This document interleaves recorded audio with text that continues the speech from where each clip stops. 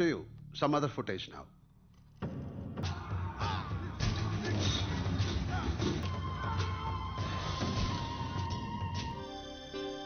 அட்டாக் செயல் இருக்கிறது உங்க மிலிட்டரி தான். 7 பேர் ஒரே மாதிரி இருப்பாங்கன்ற நான்சென்ஸ் தியரி சொல்ல போறீங்களா? இருக்கிற புலி பாயறதுக்கு ரொம்ப நேரம் ஆகாது. அதுதான் விரும்புதா உங்க Pakistan? This barbaric brutal blood game. Halo sahabat, Assalamualaikum. Apa kabar? Semoga sehat selalu dan senantiasa bahagia. Terima kasih sudah subscribe dan selalu setia menyimak video-video SLMT TV tanpa skip. Semoga Tuhan Yang Maha Kaya selalu memberikan rezeki yang berlimpah ruah dan juga berkah untuk sahabat semua. SLM TV kembali lagi menghibur sahabat semua dengan alur cerita film-film pilihan. Kali ini, SLMT TV akan bercerita tentang sebuah film yang berjudul Kapan.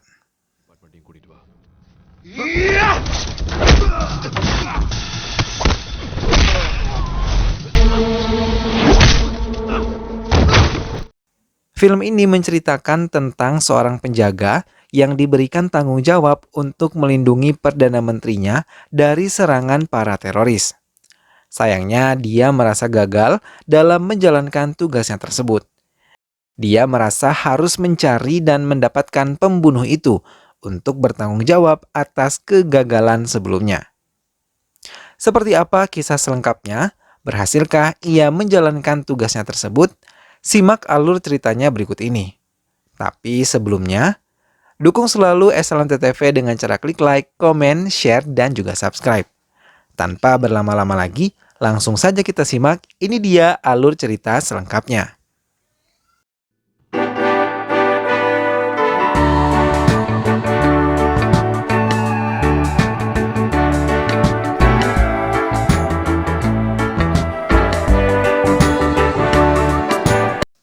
Kapan dalam bahasa Indonesia berarti pelindung atau seorang penjaga.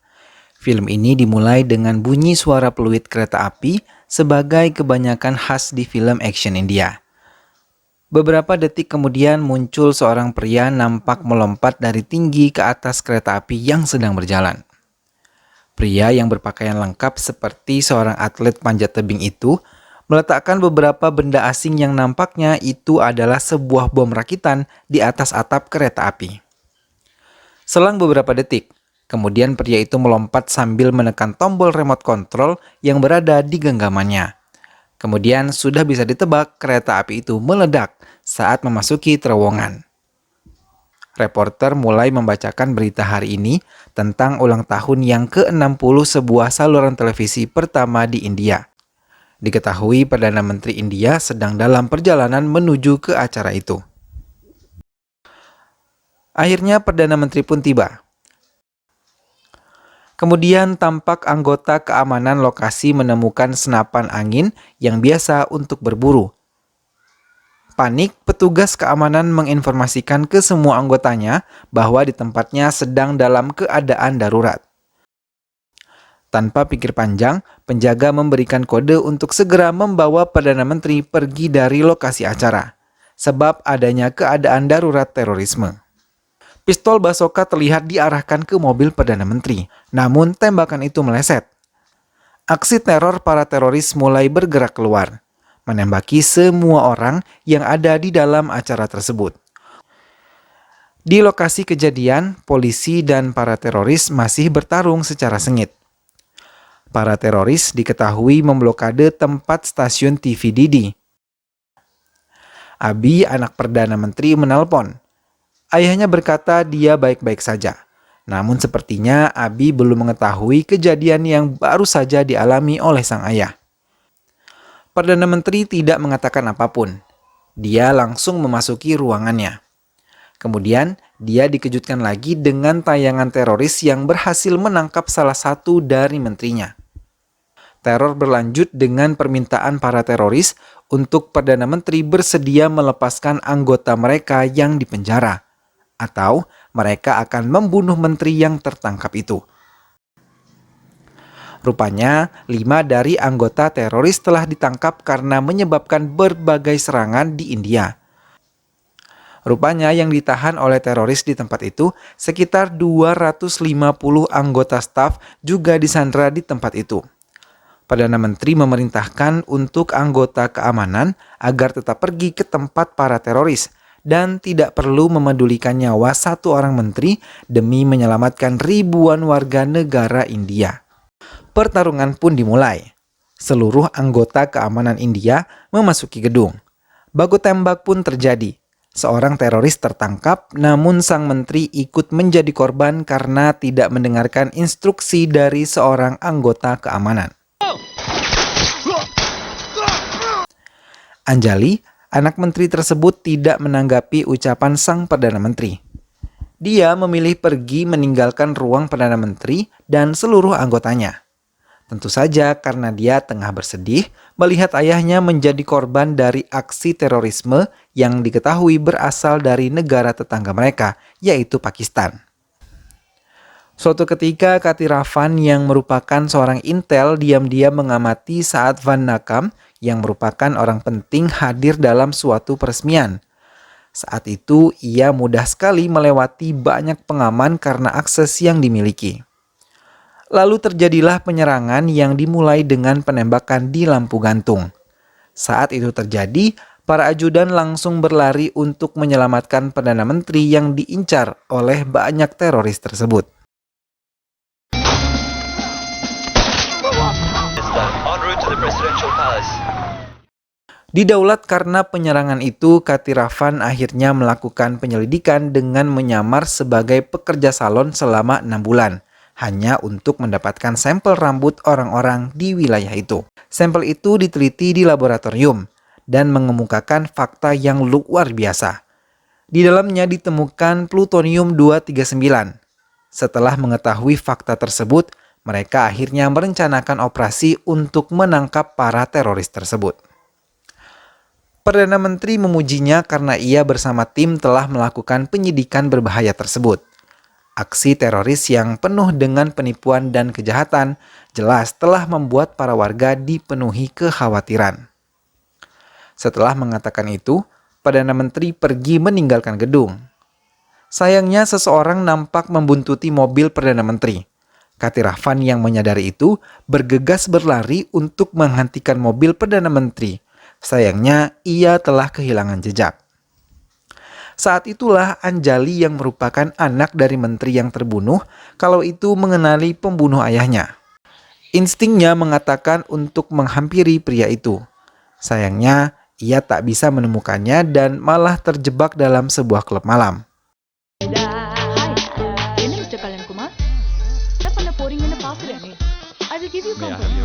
Joseph akhirnya menelpon Kati dan berkata kepadanya untuk tidak mengikuti pria botak tapi fokus saja pada apa yang dilakukan oleh Anjali.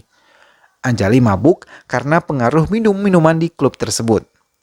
Akhirnya dengan terpaksa Kati harus membiarkannya menginap semalam di penginapannya.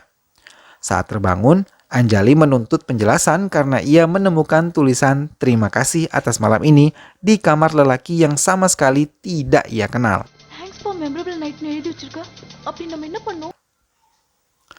Namun Kati tidak menanggapinya dengan serius, karena ia memang tidak melakukan apa-apa kepada gadis itu. Perdana Menteri yang telah sampai di daerah tempat tinggalnya mendarat dengan selamat. Ia pulang dan menemukan anaknya yang sedang berlatih dengan alat treadmill. Saat itu, ia melihat televisi dan menemukan berita pembunuhan 20 tentara yang terjadi pada pukul 5. Menurutnya, penyerangan keempat ini benar-benar sudah melewati batas. Akibat berita ini, orang-orang ramai berkonfrontasi melawannya. Banyak yang memintanya mundur dari jabatannya karena teroris semakin tidak bisa dikendalikan. Beberapa hari kemudian, Perdana Menteri akhirnya bertemu dengan Jalaluddin dan berdiskusi bahwa ia menemukan kejanggalan pada serangan tersebut. Jalaluddin mengelak dan menuduh bahwa Perdana Menteri telah membuat dirinya dan negaranya sebagai penjahat. Oleh karena itu, Perdana Menteri menunjukkan rekaman pembunuhan 20 orang tentara melalui video singkat yang ia putar di ruang kerjanya. Ia berkesimpulan jika serangan itu dilakukan oleh para tentara suruhan Jalaluddin. Mereka berdebat tentang pendapat siapa yang benar dan siapa yang salah. Kathy akhirnya mengetahui kebenarannya melalui penelusuran singkatnya di ruangan tersebut. Ia menuangkan teh untuk Perdana Menteri dengan menyelipkan selembar kertas di bawahnya. Perdana Menteri yang menyadari hal itu lantas membaca surat itu dan terbakar segala amarah di dalam dirinya. உலகத்துல 7 பேர் ஒரே மாதிரி இருப்பாங்கன்ற எப்பவும் சமாதான புறாவை பறக்க விட முடியாது. Lantas ia mengancam akan datang ke Delhi untuk bertemu dengan Perdana Menteri mereka secara langsung jika mereka tidak menghentikan penyerangan di negaranya. PM அடுத்த வாரம் டெல்லி வரப்போ எல்லா இஷ்யூஸும் பேசி Suatu hari di waktu bersantainya, seseorang menelpon Kathy di kediamannya. Ia lantas mengetahui jika orang itu menelpon menggunakan kode tricky yang biasa digunakan oleh para hacker. Orang itu membuat terkejut penghuni rumah karena mereka berhasil menembak kucing milik Kathy bahkan tanpa melihatnya dari kejauhan. Di tengah perbincangan, Kathy menemukan seseorang yang telah berhasil menempel sebuah alat penyadap di lampu gantung miliknya. Orang itu berlari dari kejarannya sebelum berhasil ia tangkap.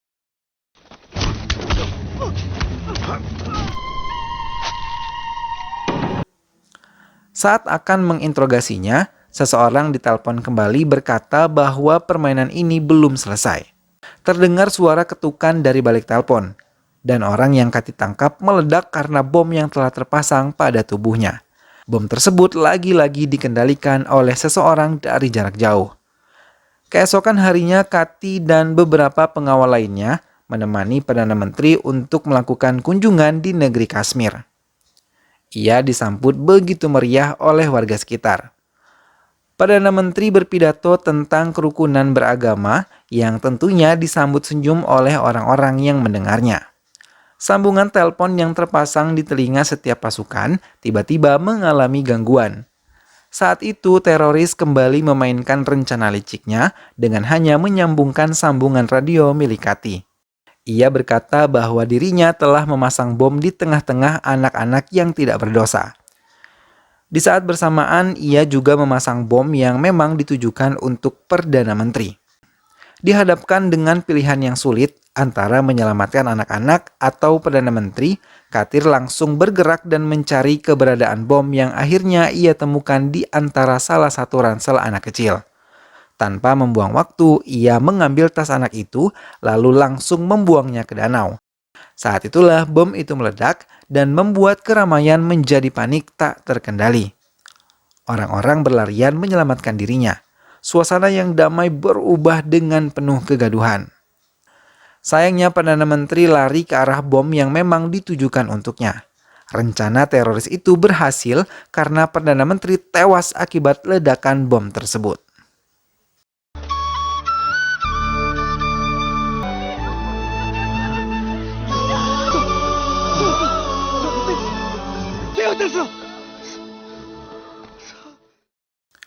Berita tewasnya Perdana Menteri mengagetkan semua orang.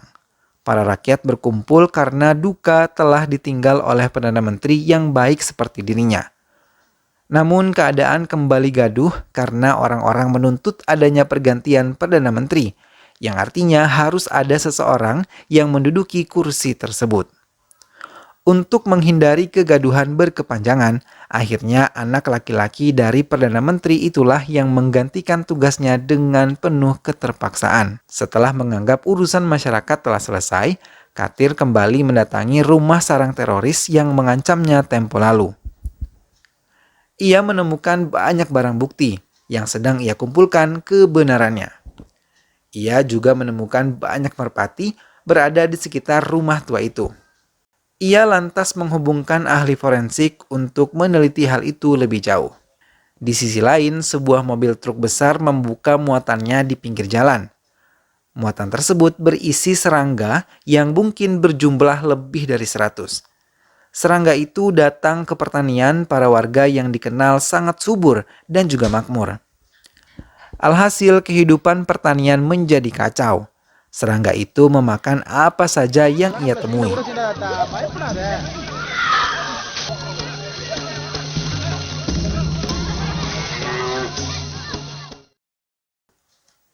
Beruntung seorang ahli datang dan berkata jika serangga itu tidak ada yang berjenis kelamin wanita. Semuanya adalah jantan. Dan serangan ini adalah yang pertama kalinya di India, karena serangga itu memang berasal dari Madagaskar. Saat itu Kati menanyakan nama serangga itu kepada sang ahli. Jawabannya membuatnya sangat bingung. Bagaimana tidak, ia teringat ucapan Perdana Menteri beberapa hari lalu yang menanyakannya tentang Kylie Vera. Di waktu yang berbeda, ia menemukan fakta jika nama itu adalah nama serangga yang telah menyerang wilayahnya. Ia juga teringat dengan hari-harinya saat menyelidiki operasi teroris yang sangat berbahaya kala itu, bersama rekannya, Yosep dan juga Ranjit. Mereka bertiga membuat tim beranggotakan 5 orang dan menjalankan misi rahasia di Pakistan. Sayangnya satu di antara mereka adalah pengkhianat. Ya, Ranjit saat itu menyalin semua data yang dimiliki Joseph dan menjualnya kepada ISIS untuk meraup uang yang banyak. Berbekal informasi yang telah dibelinya, Amir Aziz datang dan menembak anggota tim Katir. Beruntung mereka berhasil kabur dan mencapai India dengan bersusah payah. Mereka lalu mendatangi rumah Ranjit bersama petugas keamanan. Tanpa perlawanan, polisi menggeledah semua isi rumah milik Ranjit dan menemukan banyak dokumen yang semakin memperkuat bukti pengkhianatannya. Singkat kata, ia segera ditangkap dan dijatuhi hukuman selama 6 tahun. Tak kuat menanggung malu karena penangkapan itu, istri dan anaknya ditemukan dalam keadaan bunuh diri.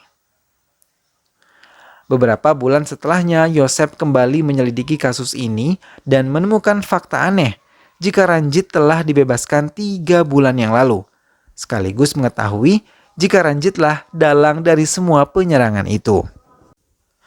Ranjit ternyata adalah otak di balik semua kejadian selama ini, dan film pun selesai.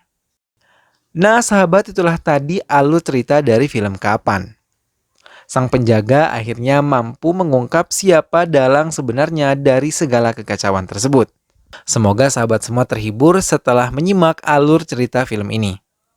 Sampai bertemu lagi di alur cerita film-film yang lainnya.